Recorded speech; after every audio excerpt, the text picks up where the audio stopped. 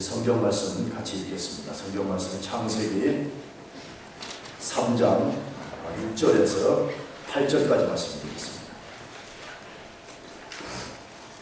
창세기 3장 6절에서 8절까지 말씀 한 목소리로 같이 읽겠습니다. 다 같이 시작. 여자가 그 나무를 본즉 먹음직도 하고 보암직도 하고 지혜롭게 할 만큼 탐스럽기도 한 나무인지라. 여자가 그 실과를 따먹고 자기와 함께한 남편에게 주매 그도 먹은지라.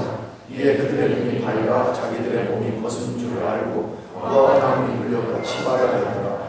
그들이 날이 서늘할 때에 동산에 거니시는 여호와 하나님의 음성을 듣고 아담과 그 아내가 여호와 하나님의 낯을 피하여 동산 나무 사이에 숨은지라.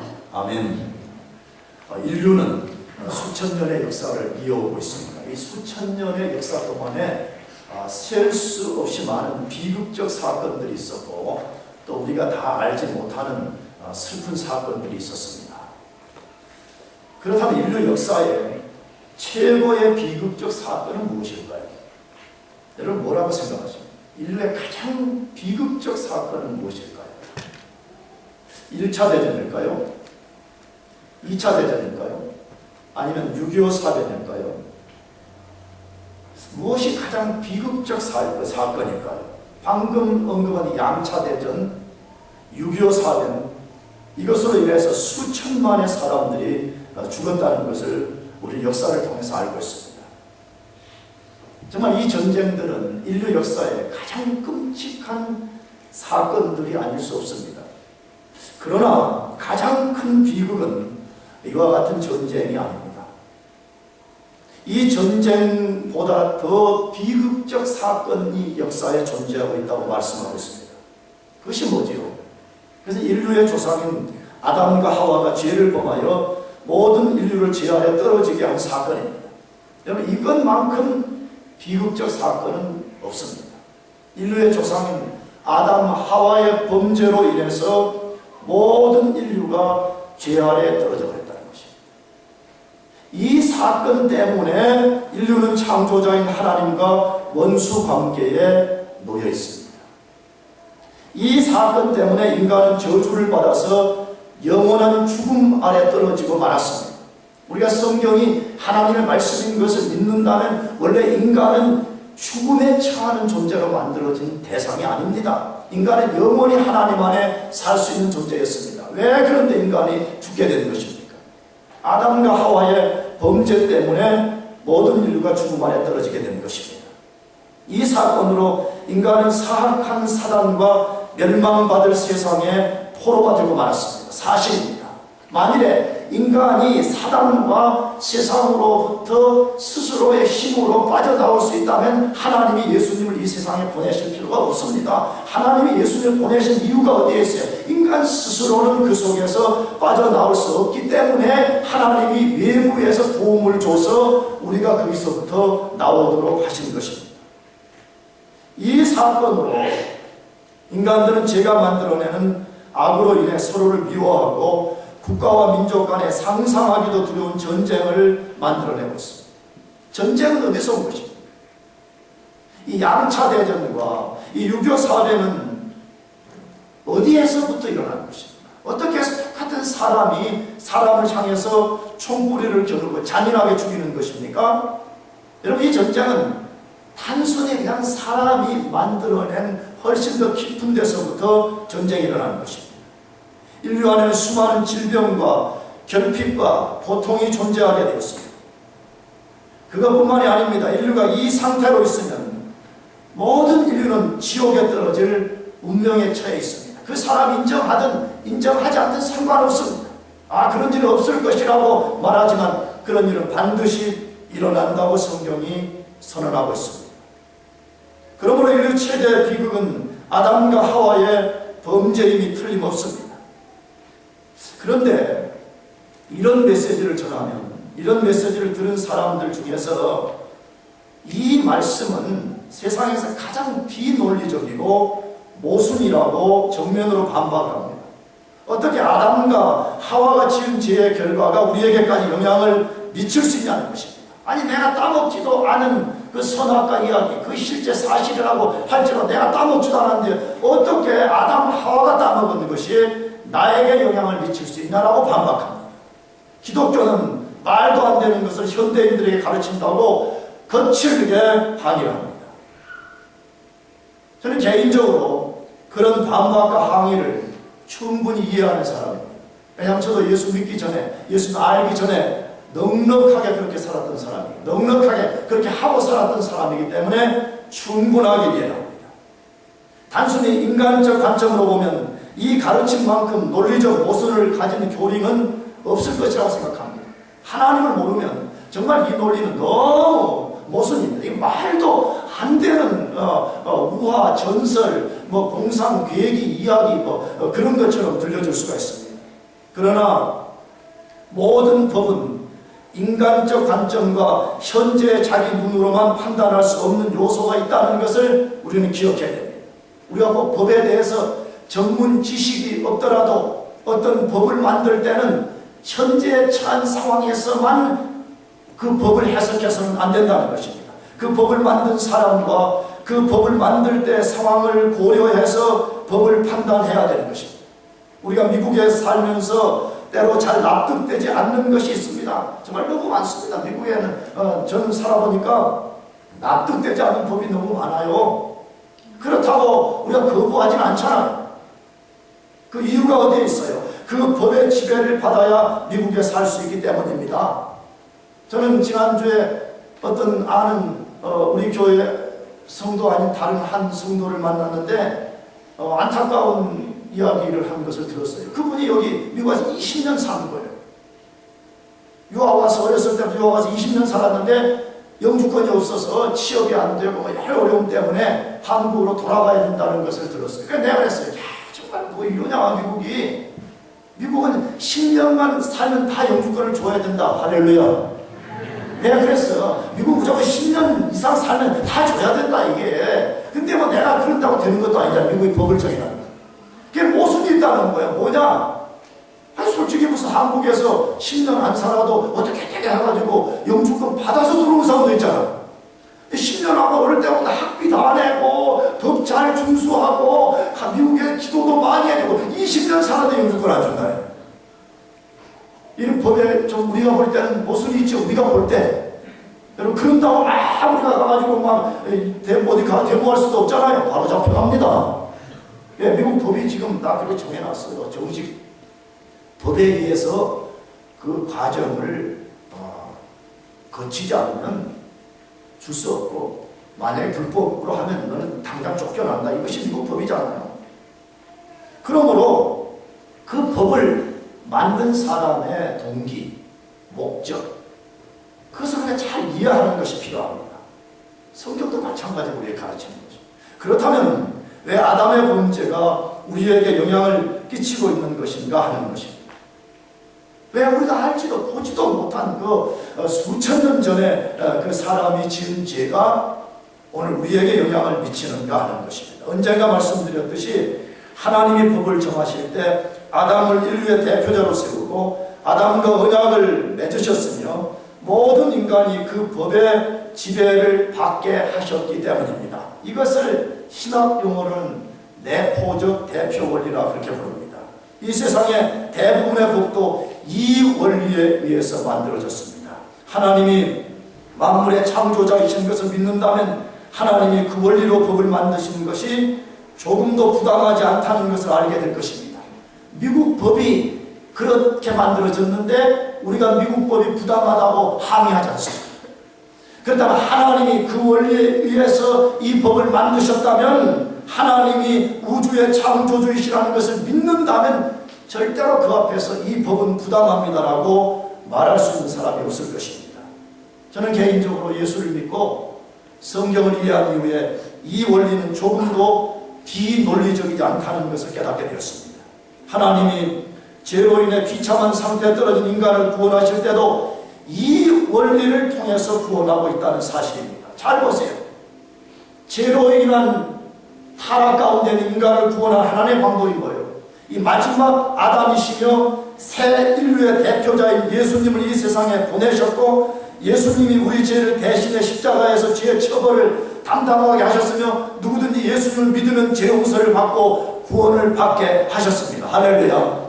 만일에 하나님이 내포적 대표 원리를 통해서 인간을 구원하지 않으신다면 우리는 우리 죄를 해결하기 위해서 우리 각자가 십자가에서 고통을 당하고 십자가에서 죄값을 지불해야만 되는 것입니다. 그러므로 아담과 하와의 범죄가 우리에게 영향을 미치는 사실은 전혀 비논리적인 것이 아닙니다.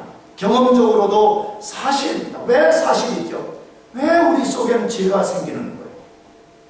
왜 그 순수하고 그 착해 보이는 그 아이들이 성장하면 왜 그런 악을 품게 되는 것입니다.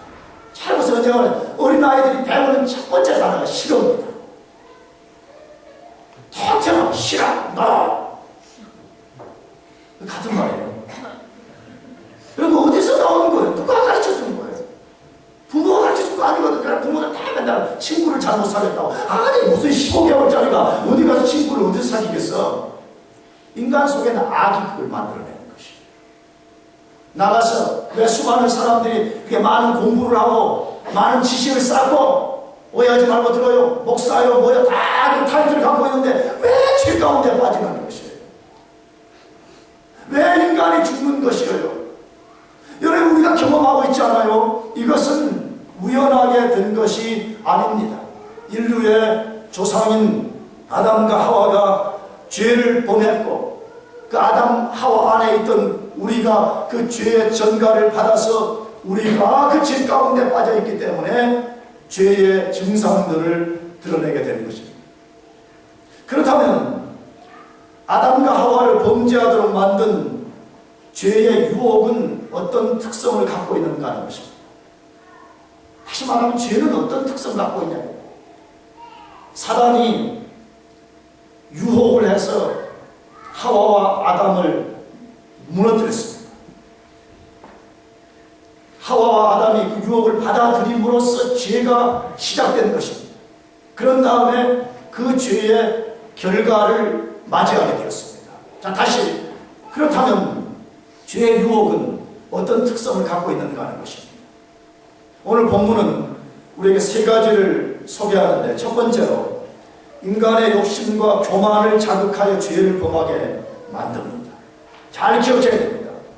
죄의 유혹은 인간의 욕심과 교만을 자극해서 죄를 범하도록 만든다는 것입니다. 어디에서 6절 상반절 다 같이 읽어보겠습니다. 시작. 여자가 그 나무를 본즉 먹음직도 하고 보암직도 하고 지혜롭게 할 만큼 탐스럽기도 한 나무인지라 여자가 그 실과를 따먹고. 제가 다시 읽어보겠습니다. 여자가 그 나무를 본즉 먹음직도 하고 보암직도 하고 지혜롭게 할 만큼 탐스럽기도 한 나무인지라 여자가 그 실과를 따먹고. 이 말씀의 앞절인 3장 1절에서 5절을 보면 어느 날 사단이 뱀을 등에 업고 나타나 하와를 유혹했습니다. 다시 기억해야 됩니다. 지난주에도 말씀드렸는데 왜 사단이 뱀으로 위장을 하는 거예요? 사단은 위장의 천재입니다. 영적으로 깨어있지 않고 성경 말씀으로 무장되어 있지 않으면 변장과 위장술을 통해서 찾아와서 우리를 유혹하는 사단을 막아낼 수가 없다는 것을 기억해야 됩니다. 그것을 믿어야 되는 사실은 우리가 하나님보다 지혜롭지 않습니다. 믿습니까? 하나님이 지금 이렇기 때문에 너희가 경계하라고 하나님 말씀했다면 하나님 말씀을 겸손히 듣는 것이 필요합니다.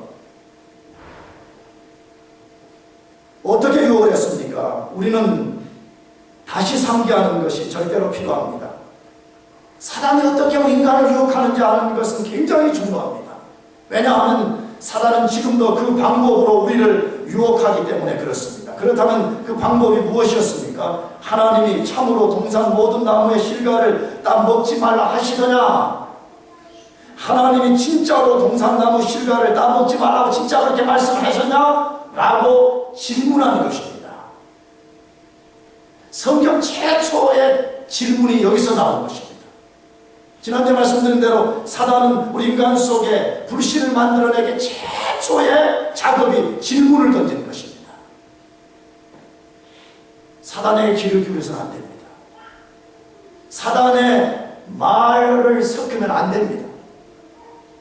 여러분, 사단은 교묘하게 찾아와서 우리 속에 의심을 불러일으키는 존재라는 것을 기억해야 됩니다. 그런데 그 질문에 대해서 하와가 하나님 말씀을 정확하게 인용하고 사용하여 반박하지 못했습니다. 빈틈을 보였습니다. 그러자 사단은 그 틈으로 내가 따먹어도 결단코 죽지 않는다고 못 박았습니다. 심지어 따먹으면 너희 눈이 밝아져 하나님처럼 된다고 말했습니다. 여러분, 사단이 하와를 유혹한 핵심은 무엇입니까?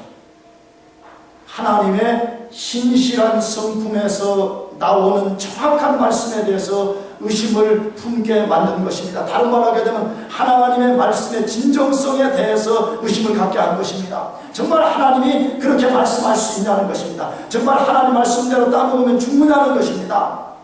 사단은 지금도 인간들에게 혹은 우리들에게 하나님의 말씀에 대해서 의심을 갖게 만들어서 죄를 범하게 한다는 사실을 똑똑히 기억해야 됩니다. 나는 목회하면서 목회 철학을, 물론 나는 그것이 진리라고 믿기 때문에 하는 것이지만, 나는 오직 내가 목회하는 동안에는 성도들이 하나님 말씀을 붙들게 하는 것이 저의 목표입니다. 물론 목사님들은 다양한 주신 은사를 가지고 어떤 사람들은 은사 체험이랄지 방언하게 하고 그런 것들을 중요시 여기는 목사님들이 있는 줄 압니다. 그러나 저는보다 더 중요한 것이 우리가 하나님의 신실한 성품에서 나오는 하나님의 말씀만이 우리의 정확무하고 유일한 우리가 붙들어야 되는 말씀이라는 것을 가르치고 싶은 거예요. 여러분, 성경을 잘 보세요. 성경을 열면 인간의 타락이 무엇과 관련되어 있다고 말해요. 하나님의 말씀의 진정성에 대해서 의심을 갖게 만드는 데서부터 문제가 일어났다고 말하잖아요. 지금도 얼마나 많은 사람들이 갈등하고 있을 거예요. 난 진짜 예수 믿는 건가? 정말 예수님이 내 죄를 대신 담당했는가? 하나님이 살아계신가? 하나님이 내 기도를 들어주시는가? 하나님이 정말 나와 동행하시는가? 하나님이 내 삶의 문제를 알고 계시는가? 하나님이 나를 이끌어가시는 온갖 의심 속에 붙들려 있을 것입니다. 여러분, 제가 보장하겠는데 하나님의 말씀을 붙들지 않는 사람은 죽을 때까지 의심 속에 있게 됩니다. 하나님의 말씀의 진정성을 믿지 않게 되면 인간은 반드시 의심을 갖게 되어 있어요. 그러니까 사단이 그것을 알고 하나님의 말씀에 대한 진정성에 대한 의심을 갖게 만든 것입니다. 그런데 하와는 사단의 유혹을 단호하게 거부하지 못하고 받아들였습니다. 그 순간 지금까지 경험되지 않았던 인식의 변화가 일어났습니다. 놀라운 거죠. 유혹이라는 게 도대체 뭐길래 유혹을 받고 유혹을 수납하기 전에는 전혀 그런 시각이 없었는데 전혀 다른 시각을 갖게 되었다는 것이에요. 하나님이 금하신 열매를 다시 보게 되었고, 다시 보게 될 때 전혀 새롭게 보이기 시작했습니다. 그 새롭게 보인 내용이 뭐였어요? 아까 읽었던 뭐죠? 먹음직했고 보암직했고 지혜롭게 할 만큼 탐스럽게 보였다, 이렇게 되어 있습니다. 여러분, 이게 무슨 뜻이죠? 먼저는 다시 말씀드려요. 유혹을 수납하기 전에는 그냥 선악과가 하나님이 먹지 말라고 하신 거구나 하고 그냥 그렇게 받아들였어요. 근데 유혹을 딱 받아들이는 순간에 자기 속에 인식이 확 변화가 일어나는데 전혀 다르게 보인다는 거예요. 어떻게? 먹음직해 보이고 보암직해 보이고 지혜롭게 할 만큼 탐스럽게 보였다는 것이죠. 여러분, 이 세 가지는 매우 중요한 이야기입니다. 그렇다면 이 각각이 갖고 있는 미닝이 무엇이에요? 먹음직을 통해서 육체의 욕망이 자극됐다는 것입니다. 다시 말하면 사단이 선악과를 보면서 육체의 욕망을 자극시켜가지고 그 육체의 욕망대로 향하게 지금 부추기는 것입니다. 보암직을 통해서 감정의 욕망이 자극된 것입니다. 우리가 그러잖아요. 좋은 여자들이 백을 하나 보면 그냥 보는 것 때문에 막 그 보는 시각을 통해가지고 이 속에서부터 와, 저걸 사야 되는구나, 내가 반드시 매야 되는구나, 내가 폼 좀 잡아야 되는구나, 이렇게 되기 때문에 사는 거 아니에요. 할렐루야? 아닌가요? 할렐루야? 탐스러움을 통해서 정신과 영적인 것이 자극되는 것입니다. 왜? 탐스럽게 할 만큼 지혜롭다고 그랬습니까? 지혜롭게 할 만큼 탐스럽다고 그랬으니까 우리가 오늘 시간이 없어서 다루졌지만 여러분 공부 많이 하는 사람 특별히 주의해야 됩니다. 인간은 지식을 끝도 없이 추구하려는 타락한 본성이 자리 잡고 있습니다. 인류의 조상을 보세요. 아, 내가 저걸 따먹으면 내가 완전히 지혜롭게 돼서 내가 하나님 같은 지식을 갖게 돼서 내가 하나님처럼 될 수 있을 거라고 생각해서 겁없이 손을 내민 것입니다. 인간은 절대로 하나님이 가진 지식을 인간의 방법으로 소유할 수 없다고 성경이 말씀합니다. 그런데 사단이 유혹한 거지요. 너 선악과를 따먹어라. 그러면 너는 하나님 같은 지혜를 너가 갖게 될 것이라 라고 충동을 시키는 거죠. 유혹은 그래서 무서운 것입니다. 사단이 보내는 죄의 유혹이 인간을 구성하는 중요한 영역 안에 갑자기 사악한 욕망을 일으키기 시작하는 것입니다. 육체, 감정, 정신, 영혼이 각각이 따로 노는 것이 아니라 이것이 갑자기 그냥 하나가 돼가지고 인간을 막 자극시키면서 야, 이것을 따먹으면 대단한 일이 일어날 것이라는 그런 충동을 느끼게 만드는 것입니다. 유혹이 육체와 감정과 영을 충동시켜서 하나님의 말씀을 무시하고 담대히 선악과를 따먹게 만들었습니다. 유혹을 받은 하와는 사단의 말처럼 금단의 열매를 따먹으면 하나님처럼 될 것이라는 강한 확신을 가졌습니다. 철저히 교만한 생각을 품게 되었습니다. 유혹에 사로잡히는 순간 자신이 피조물이 아니라 하나님과 동등한 존재가 될 수 있다는 교만한 착각에 사로잡히게 된 것입니다. 이것이 사단 인간을 파멸로 끌고 가는 데 사용하는 죄의 유혹입니다. 똑똑히 기억해야 됩니다. 나는 유혹과 관련 없습니다. 천만의 말씀입니다. 여러분, 유혹을 받고 있는지 안 받고 있는지를 테스팅할 수 있는 좋은 시금석이 하나 있는데, 유혹은 하나님이 안 된다고 말씀하시는 것을 된다고 부추기는 것입니다. 분명히 하나님이 그러면 안 된다, 너 그렇게 살면 안 된다라고 말씀하셨어요. 우리가 그걸 알아요. 그런데 자꾸 내 속에 그거 좀 한다고 뭐 문제가 되겠어? 아, 그거 좀 손 좀 댄다고 뭐가 문제가 되겠어? 라고 여러분이 지금 생각하고 그것과 싸우고 갈등하고 있다면 여러분이 지금 유혹 속에 빠져 있다는 증거예요. 사단은 지금도 에덴 동산에서 하와를 유혹시켰던 원리를 색깔만 다르게 할 뿐 그대로 사용하고 있다는 것을 기억해야 됩니다. 여러분은 모르겠어요. 나는요, 종종 사단이 나를 유혹을 해서요, 나는 간혹요, 밭을 매다가도요, 운동하다가도요, 아니면 책을 보다가도요, 머리를 흔들 때가 있어요. 근데 그건 아무도 몰라요. 사실 나밖에 모르는 걸 지금 공개하는 건데, 머리를 흔드는 거는 지금 뭐냐 그러면 지금 성경의 진리는 이거라고 딱 알고 있어요. 그런데 이 성경 진리를 거스르는 것이 지금 내 생각을 사로잡은 거예요. 성경 진리를 대적하는 것이 내 마음을 지금 움직여가지고 아, 그래, 그렇게 하면 뭐 좀 좋은가 하고 자꾸 상상의 나래를 자꾸 펴보고 있는 거예요. 그래서 어느 시점에 아니지, 그래, 나 혼자 머리를 터는 거 아니지, 빨리 돌아가야지, 아니, 이렇게 하는 거예요. 여러분 어쩐지 모르겠어요. 여러분, 사단은 교묘한 존재입니다. 지금도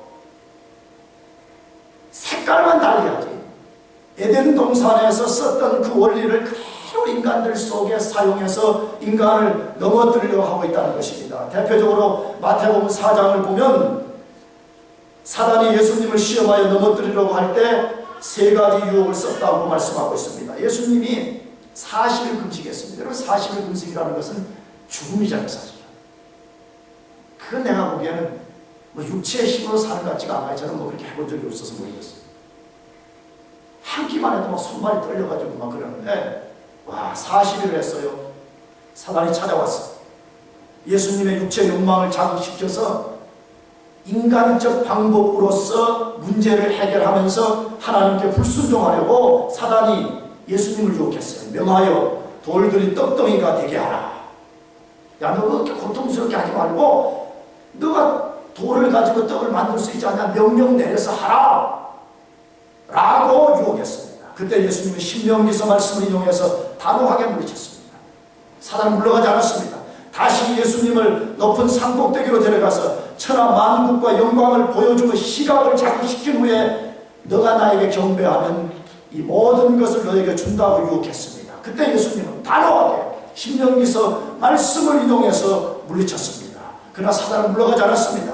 다시 예수님을 성전 꼭대기로 데려간 후에 뛰어내려 다치지 않음을 통해서 하나님의 아들됨을 증명해 보이라고 했습니다. 너가 뛰어내려라. 그러면 천사들이 너 발을 붙들어줘서 사람들이 그걸 보고 와, 이분이 진짜 메시아구나 라고 하는 것을 증명해보라. 다시 말하면 너의 자랑을 통해서 하나님의 아들됨의 영적인 것을 증명하라고 유혹했습니다. 예수님은 다시 신명기서 말씀을 통해서 단호하게 물리치셨습니다. 기억해야 됩니다. 사단은 지금도 우리를 그렇게 공격하고 있고 우리는 예수님처럼 하나님의 말씀으로 무장이 되어서 사단의 유혹을 물리쳐야 됩니다. 할렐루야. 여러분, 요한 사도도 동일한 원리를 소개하고 있습니다. 요한일서 2장 15절에서 16절입니다. 이 세상이나 세상에 있는 것들을 사랑치 말라. 누구든지 세상을 사랑하면 아버지의 사랑이 그 속에 있지 아니하니 이는 세상에 있는 모든 것이 육신의 정욕과 안목의 정욕과 이생의 자랑이니 다 아버지께로 쫓아온 것이 아니요 세상으로 쫓아온 것이니라. 사도가 아주 분명하게 말하고 있습니다. 지금도 세상을 사로잡고 있는 사단이 세상을 통해서 우리를 공격해오는 세 가지가 육신의 정욕, 안목의 정욕, 이생의 자랑, 이 세 가지라고 말씀하고 있습니다. 여러분, 그러니까 우리가 육체의 본능을 따라 살지 않도록 조심해야 됩니다. 눈에 보는 대로 살아가면 안 됩니다.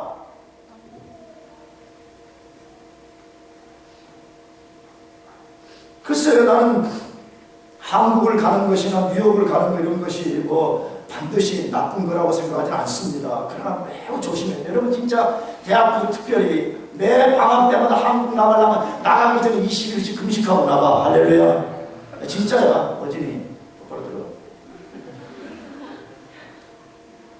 내가 하는 이유가 있어. 왜냐하면 너무 화려한 도시, 허영의 도시, 눈으로 막 보는 대로 다 쫓아다니면서 하나님과 예배하고 하나님과 교제하는 시간을 다 빼앗겨버리고 그 허영들이 그 사람이 그 속에 들어와가지고 4개월 방학 동안 내내 그냥 헛된 거 쫓아다니다가 와가지고 여기 와가지고 또 뭐 4개월 전마다 또 가서 도로 그렇게 되는 거. 어지야 그렇다는 말 절대 안 해요.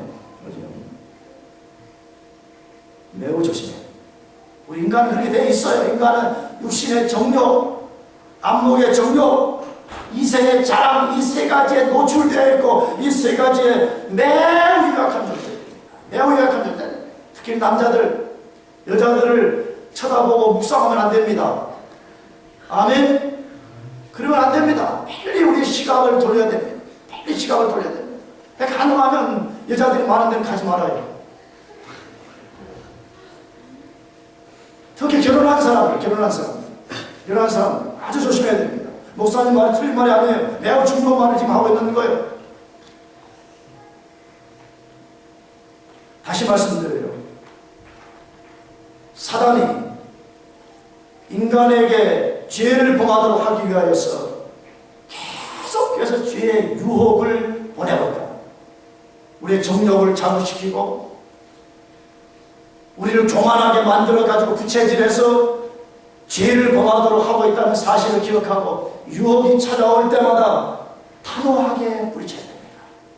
단호하게 뿌리쳐야 됩니다. 그렇지 않으면 우리는 반드시 죄에 넘어지게 되어 있습니다. 그러나 우리가 유혹을 초반에 딱 물리쳐버리면 우리는 반드시 죄와 승리할 수 있습니다. 할렐루야. 두 번째로 사단이 어떻게 우리를 유혹하는가 하는 것이 불순종으로 하나님을 반역하고 또 다른 죄를 만든다는 겁니다. 불순종하게 만들어서 하나님을 반역하게 하고 그걸로 끝나지 않고 또 다른 죄를 만드는 거예요. 죄는 또 다른 죄를 만들어 내게 만드는 특성을 갖고 있다는 것이죠. 어디에서 6절 하반절에 다 같이 읽어보겠습니다. 시작. 자기와 함께한 남편에게도 주매 그도 먹은지라. 자기와 함께한 남편에게도 주매 그도 먹은지라. 사단이 주는 죄의 유혹이 얼마나 강력하고 죄의 유혹이 얼마나 강한 전념성을 가지고 있는가를 보여주고 있습니다. 하와가 사단의 속임에 넘어가 하나님의 금하신 명령에 불순종하여 선악과를 따먹고 말았습니다. 하와는 거기서 멈추지 않았습니다. 자기와 함께한 남편에게도 주었고 아담도 그것을 먹었다고 소개하고 있습니다. 질문이 생깁니다. 하와는 그렇다고 치고 왜 하와가 선악과를 남편에게 주어서 먹게 했을까 하는 것이에요.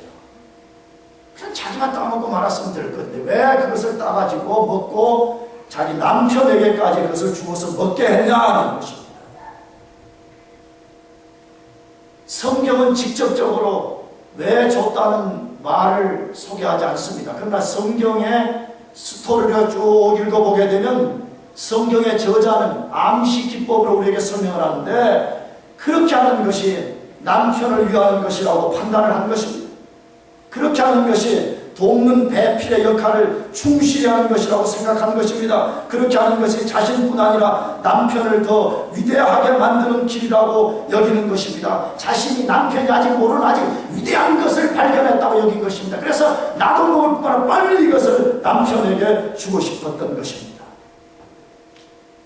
그러나 하와의 행동은 사단의 유혹에 넘어가서 속임 속에서 하고 있었던 행동이었던 것입니다. 그걸 전혀 몰랐던 것입니다. 여러분 기억해야 됩니다. 특히 돕는 배필인 자매들 말이에요. 아까 공평하죠. 남자들은 여자 쳐다보지 말라고 했습니다. 자매들 돕는 배필 역할을 잘해야 됩니다. 남편이 죄를 범하게 만든다거나 남편이 부정한 행동을 하게 만든다거나 남편이 부정한 행동을 하더라도 암묵적으로 동조하는 것 다 죄입니다. 나는 한국의 뉴스를 자주 보는데 한국에 그 공부를 많이 하고 좋은 학교를 나온 사람들이 좋은 자리에 올라갔다가 대부분이 정권 바뀌면 교도소 들어갑니다. 물론 정치적 박해라고 그러지만 여러분 뭔가 먹은 게 있으니까 그러는 거지 안 먹었으면 어떻게 하게 되겠어요? 나는 그걸 보면서 그런 생각을 많이 해. 만일에 부인이 그때 조금이라도 소리를 질렀다면 남편이 안 그랬을 거라는 생각을 해요. 여러분 남편 봉급은 정확하게 나옵니다. 매달 얼마. 근데 엑스트라 마니가 막 자꾸 오는 거예요. 막 가방도 막 사다 주고 말이야. 막 골프장 회원권 갖다 주고 막 남편이 막 그럽니다. 막 그러면 부인이 당장 의심해봐야지. 그렇잖아요. 아 그래 안 그래? 모르겠어? 아니 남편 셀러리가 딱 당신 580만 원 그 다음에 인센티브 해가지고 얼마 딱 나와 있는데 그것보다 뭔가 더 들어오는 거는 문제가 있는 거라는 걸 알아차려야지. 여러분 정부에서 그렇게 안 줍니다. 여러분 정부에서 막 부인에게 무슨 가서 가방 사주라고 돈도 아무 때나 주고 그렇지 않습니다. 돈이 많이 남아도니까 골프장 회원권 사라. 그런데 해요 안 해요? 해요 안 해요? 안 하잖아요. 그러면 뭔가 엑스트라 마니를 남편이 막 준다, 막 흘린다. 여러분 그러면 소리를 질러야죠. 당신 이거 도대체 어디서 나온 거냐고? 내 물 먹었지?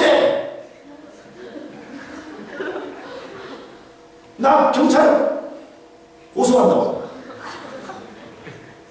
그렇게 나와야 되는 것입니다. 근데 같이 노는 거예요. 남편들이 그렇게 흘려주면서 자기는 바람 피고 또 여자는 여자대로 그렇게 하면서 서로 너무 민감한 부분을 터치하지 말자. 이런 식 때문에 서로 그러는 거 아니에요.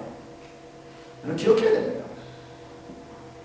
돕는 배필의 역할이 어디에 있는가를 잘 기억해야 됩니다. 하와처럼 말이에요.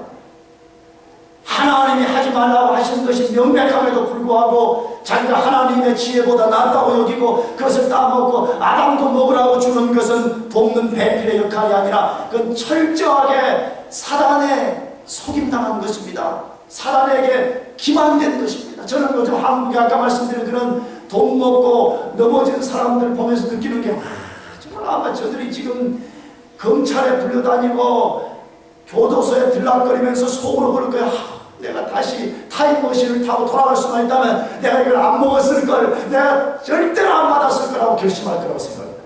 따라합시다. 때는 늦으리. 때는 늦은 겁니다. 죄의 유혹이 하와를 또 다른 사람을 죄 가운데로 끌어들이게 하려는 계략인 것을 모르는 데서 만들어낸 행동이었습니다. 죄는 한 번의 성공으로 만족하고 중단하지 않습니다. 또 다른 오염원을 찾아서 그 대상이 완전히 부패할 때까지 공격을 하는 특성이 있다는 것을 기억해야 됩니다. 우리는 사단이 주는 유혹과 죄가 얼마나 교활하고 사악한지를 상기해야 됩니다. 죄와 유혹은 불가능한 상상을 품게 만들어줍니다. 치명적으로 잘못된 판단을 하게 만들어줍니다. 반드시 성공적으로 죄를 지킬 수 있다라고 자꾸 우리를 자극시키는 것이 유혹의 특성입니다. 목표로 하는 것을 파멸을 시킬 때까지 중단하지 않는 존재라는 것을 반드시 기억해야 되는 것입니다. 나가서 문제는 아담에게 있습니다. 왜 아담은 하와가 주는 것을 덥석 받아먹었을까요? 왜 하와를 책망하며 단호히 거부하지 않았을까요? 만일 이때에 아담이 하와의 그 제안을 거부했더라면 인류 역사는 분명히 달라졌을 것이라고 생각합니다. 그렇다면 왜 아담이 거부하지 않은 것이에요? 우리는 작은 이유에서부터 큰 이유까지 살펴보려고 해요. 작은 이유는 뭐지요? 하와를 잃고 싶지 않았던 것입니다. 언젠가 말씀드렸듯이 너무 아름다운 아내의 청을 거절함으로 그를 잃고 싶지 않았던 것입니다. 왜? 그는 하와를 향해서 이는 내 뼈 중에 뼈, 살 중에 살이라고 극찬을 했습니다. 극찬을 한 아름다운 자기 아내를 잃고 싶지 않았던 것입니다. 하와를 하나님보다 더 사랑하고 하와의 말을 하나님 말씀보다 더 중요하게 여겼기 때문에 그 제안을 받아들인 것입니다. 기억해야 됩니다. 사단은 인간의 연약한 부분을 잘 알고 있습니다. 많은 그리스도인들이 그리스도의 제자로 헌신하며 살지 못하는 가장 큰 이유가 가까이 있는 배우자, 자녀, 가족들, 친구 때문입니다. 그들과 만들어 놓은 관계를 쉽게 끊을 수가 없고 그들과의 어떤 관계를 중단해버리고 하나님과 관계를 우선순위에 두지 못하는 것 때문에 이름뿐인 그리스도인으로 살아가는 사람들이 얼마나 많은지 모릅니다. 그래서 예수님이 제자도를 말씀하시는 마태복음과 누가복음에도 아무든지 나를 따라오려면 그것들을 다 부인하라, 미워하라 그렇게 말씀했습니다. 미워하라. 성경에 오죠. 그것들을 덜 사랑하고 하나님을 사랑하는 것을 삶의 제일로 두라 이 말씀인 것입니다. 왜 아담이 하와가 준 것을 받아먹은 것입니까? 하나님을 고의적으로 반역하려고 했기 때문입니다.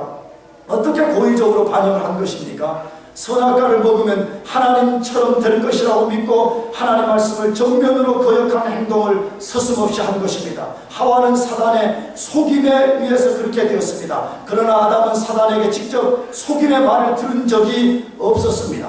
혼자의 판단으로 죄를 범했습니다. 잘 기억해야 되는 이 말이 무슨 말인지. 하와는 사단으로부터 직접 유혹의 말을 듣고 범죄를 했습니다. 아담은 사단으로부터 직접적 유혹의 말을 들은 적이 없었습니다. 하와의 제안을 받아들이고 자기 스스로의 판단에 의해서 죄를 범했습니다. 언약의 대표자인 아담이 불순종을 통해서 반역을 도모한 것입니다. 아담이 먹지 않았다면 다시 말씀드리지만 인류의 역사는 달라졌을 것입니다. 그래서 성경은 하와의 죄와 아담의 죄를 다르게 다루고 있습니다. 성경을 주목해서 읽어야 됩니다. 죄가 세상에 들어와서 인류를 파멸에 떨어지게 한 책임은 하와에게 있지 않고 아담에게 있다고 말씀합니다. 어디에서? 디모데전서 4장 2장 14절 아담이 꾀임을 보지 아니하고 여자가 꾀임을 보아 죄에 빠졌음이니라. 물론 이 문맥은 다른 이야기를 다룬 것 중에 있는데 그 꾀임을 직접 받은 사람은 아담이 아니고 누구라고 말하죠? 하와라고 말하는 것이. 그러면서 역설로 지금 말하는 거예요. 직접 꾀임을 받지 않았던 아담 너의 책임이 크다는 것을 암시하는데 이 말이 이 해석이 옳다는 것을 로마서 5장 12절에서 말씀합니다. 이러므로 한 사람으로 말미암아 죄가 세상에 들어오고 죄로 말미암아 사망이 왔나니 이와 같이 모든 사람이 죄를 지었으므로 사망이 모든 사람에게 이르렀느니라. 여기 한 사람은 누구를 가리키는 거죠? 아담을 가리키는 것입니다. 분명히 하와가 먼저 따먹었습니다. 그런데 성경은 하와 때문에 죄가 들어왔다고 말하지 않고 누구 때문에 죄가 들어왔다고요? 아담 때문에 죄가 들어왔다라고 말씀하고 있습니다. 죄는 반드시 전염된다는 것입니다. 하와 한 사람으로 끝나지 않고 사단이 노리는 목표인 아담이 무너질 때까지 그 죄가 밀어붙이는 것입니다. 여러분 기억해야 됩니다. 특별히 남편 된 여러분들이요. 다시 남편 돌아왔어요. 제발 기도해요.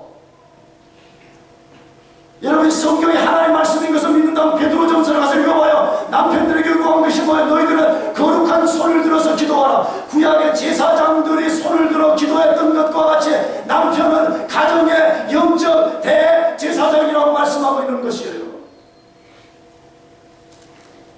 왜 남편들이 그 중차대한 대제사장적 사명을 다 던져버리고 다 아내들에게 위배해버린 거죠?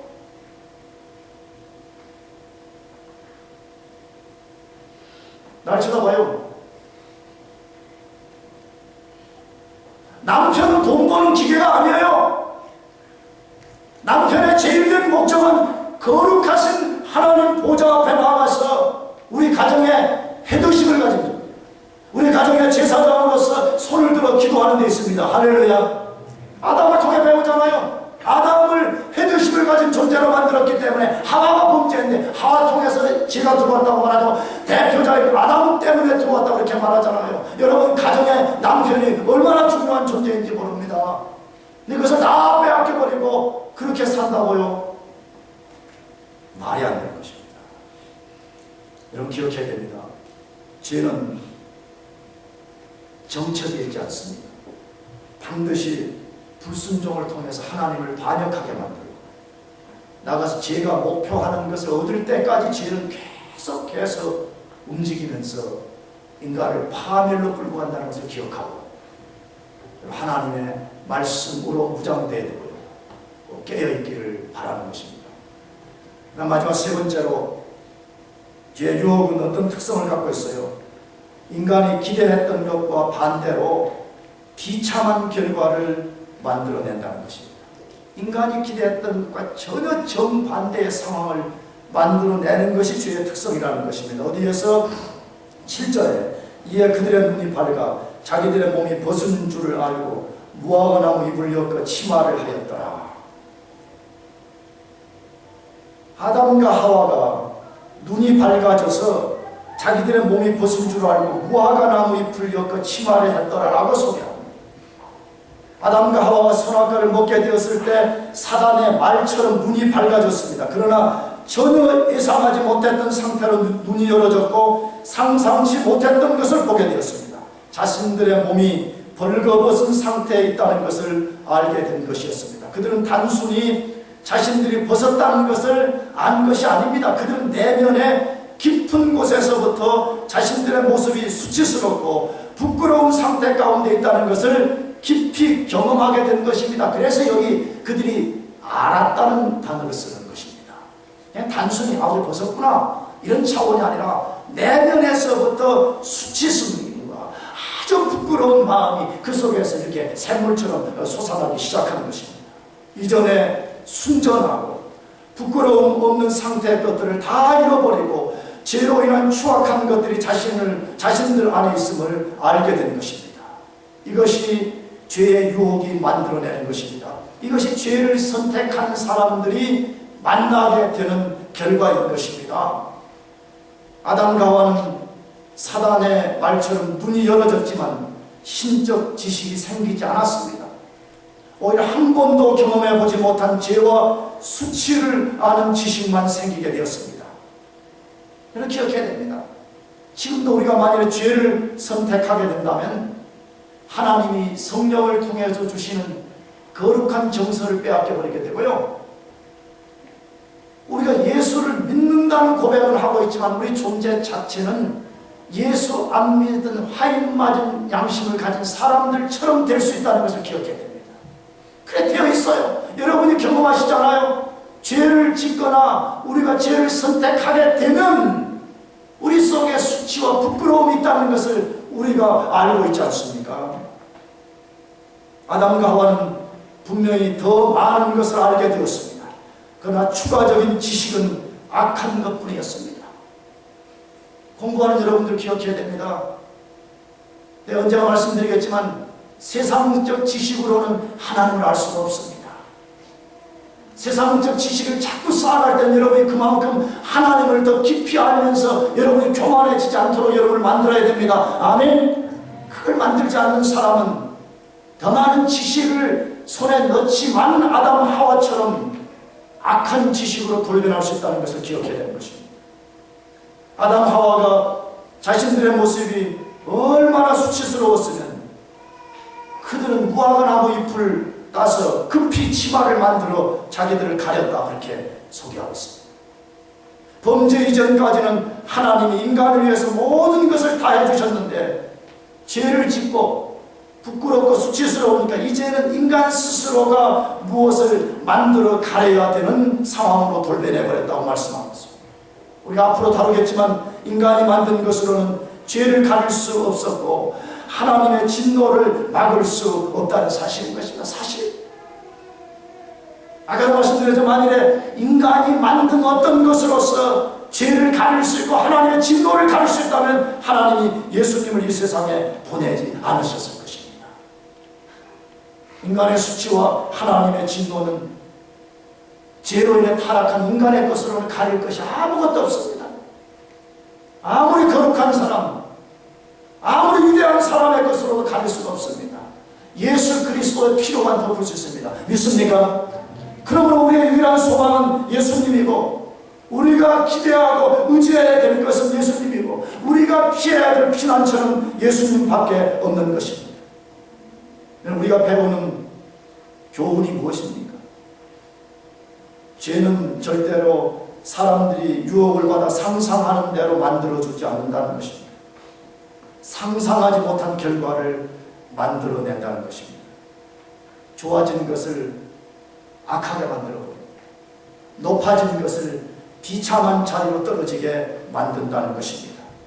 여러분, 이것이 죄가 가져오는 결과라는 것을 기억해야 됩니다. 더 나아가서 죄의 결과는 또 다른 비참함을 낳는다라고 말하는데 8절입니다. 마지막으로 읽어보겠습니다. 시작. 그들이 서늘할 때 동산에 거두시는 이와 하나님의 음성을 듣고 아담과 그 아내가 여호와의 낯을 피하여 동산 나무 사이에 숨은지라. 핵심은 뭐지요? 이제 아담과 하와는 하나님을 피하여 도망하여서 숨는 존재로 변화되었다, 그렇게 말씀하고 있습니다. 근데 하나님이 찾아와서 물었습니다. 왜 너희들 숨었느냐? 라고 말했을 때 아담이 벗었으므로 두려워하여 숨었다라고 말했습니다. 거짓말입니다. 아담 하와는 벗었으므로 두려움이 찾아온 것이 아니라 하나님 앞에 죄를 범해서 두려움이 찾아온 것입니다. 여러분, 얼마나 많은 사람들이 하나님을 부정하고 하나님을 떠나 살고 하나님으로부터 숨기 위해서 온갖 거짓말로서 대답합니다. 하나님, 내가 죄를 지어서 죄 때문에 내가 두려워서 못 나갑니다, 이렇게 고백하는 것이 아니라 내가 벗었기 때문에 못 나간다고 말합니다. 하나님 한 번도 벗은 것 때문에 그들을 추궁한 적이 없습니다. 그들이 하나님의 말씀에 불순종해서 죄를 범함으로 죄 때문에 두려워서 못 나온 것입니다. 여러분, 죄가 얼마나 비참한 결과를 가져오는지를 상상해 보시기 바랍니다. 완전한 인격체로 만들어서 하나님과 완전한 교제를 갖도록 만들어서 얼마 동안인지는 모르지만 하나님과 교제했습니다. 아담과 하와가 하나님과 그 에덴 동산에서 멋진 교제 속에서 함께 동행하고 함께 대화하고 함께 사랑을 고백했던 존재였습니다. 근데 죄를 범하는 순간에 그 하나님이 두려운 존재로 보이기 시작하는 것입니다. 성경이 말하지만 저도 확신합니다. 아까도 말씀드렸지만 사람들이 하나님께로 나오지 않으려고 몸부림을 치는 것은요, 제가 보기에는요, 이것이 비논리적이기 때문이 아닙니다. 요한복음 3장 17절 이하의 말씀처럼 자기 죄가 드러나는 것을 원치 않는 것입니다. 자기 죄를 아담처럼 다른 말로써 지금 변명하고 있는 것입니다. 부정하고 있는 것입니다. 여러분, 기억해야 됩니다. 죄는 하나님의 임재를 앗아가고 있습니다. 하나님이 지금 여기 우리 가운데 함께 하고 계십니다. 믿습니까? 그러나 만약에 죄를 품는다면, 우리가 죄를 짓는다면 하나님이 함께 하시려도 불구하고 그 하나님의 임재를 경험할 수 없게 되는 것입니다. 사랑하는 성도 여러분, 오늘 본문의 교훈은 아주 분명합니다. 하나님의 백성들이 사는 유일한 길은 인간의 지혜를 의지하는 데 있다고 말하지 않습니다. 세상의 방법을 의지하는 데 있다고 말씀하지 않습니다. 오직 살아계신 하나님의 말씀을 믿고 살라는 것입니다. 성경을 읽어보세요. 이 스토리를 성경 전체에서 반복합니다. 하나님의 말씀의 진정성을 믿어라. 하나님의 말씀을 의심하지 말고 너희가 어떤 상황에 있든지 간에 하나님의 말씀만 의지하고 가라. 이것이 성경의 메아리입니다. 그래서 그 반복적 메시지의 가장 큰 에비던스인 신명기 6장 4절에서 9절 말씀, 우리 마지막으로 읽고 마치겠습니다. 나같이 시작. 이스라엘아 들으라. 우리 하나님 여호와는 오직 하나님 여호와시니 너 마음을 다하고 성품을 다하고 힘을 다하여 내 하나님 여호와를 사랑하라. 오늘날 내게 명하는 이 말씀을 내 마음에 새기고 내 자녀에게 부지런히 가르치며 집에 앉았을 때든지 길에 행할 때든지 누웠을 때든지 일어날 때든지 이 말씀을 강론할 것이며 너는 또 그것을 내 손목에 매어 기호를 삼으며 내 미간에 붙여 표를 삼고 또 내 집 문서를 주어 각각 문에 기록할지니라. 아멘. 기도하겠습니다.